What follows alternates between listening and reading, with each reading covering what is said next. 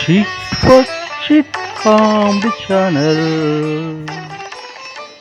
Comedy news from Narada. Comedy ప్రియులకు, news ప్రియులకు స్వాగతం, సుస్వాగతం. ఈరోజు మన టాపిక్ సరిలేరు మీకెవ్వరు. అహర్నిశలు మన కోసం, మన దేశ రక్షణ కోసం నిరంతరం శ్రమించే సేవియర్స్ మన జవాన్స్. కోట్ల మంది గుండెల్లో ధైర్యమని జెండా నాటి అండగా నేనున్నాను అని చెప్పేవాడే సైనికుడు. అటువంటి సైనికుడి కోసం డైరెక్టర్ అనిల్ రావిపూడి యాక్షన్ కామెడీతో 2020లో అందించిన సినిమా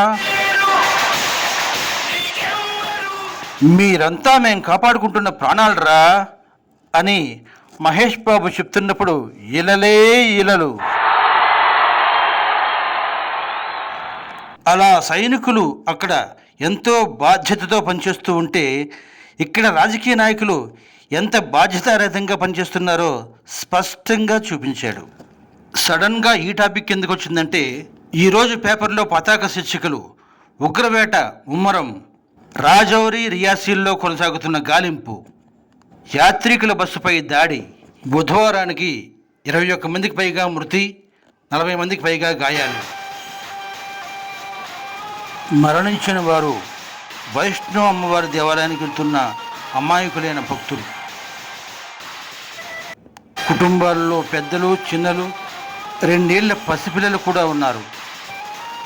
గమనిస్తే కాల్పులు జరిపిన ఉగ్రవాదులు ఎవరా అని మన సైనికుల్లో టెన్షన్ కనిపిస్తుంది.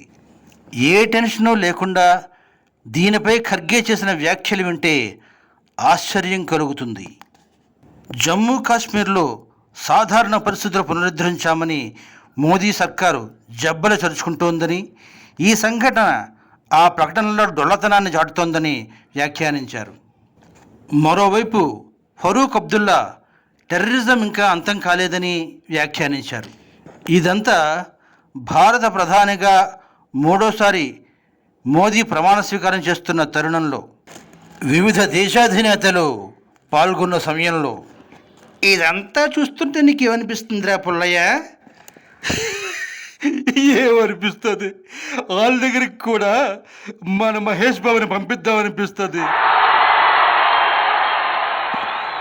అది సినిమా రా పిచ్చి పుల్లయ్య? అవును కదా, అవును. నాదో డౌటు బాబాయ్, బస్సు మీద ఫైరింగ్ చేసినాడు ఉగ్రవాదా, దాన్ని పురమాయించినాడు ఉగ్రవాదా?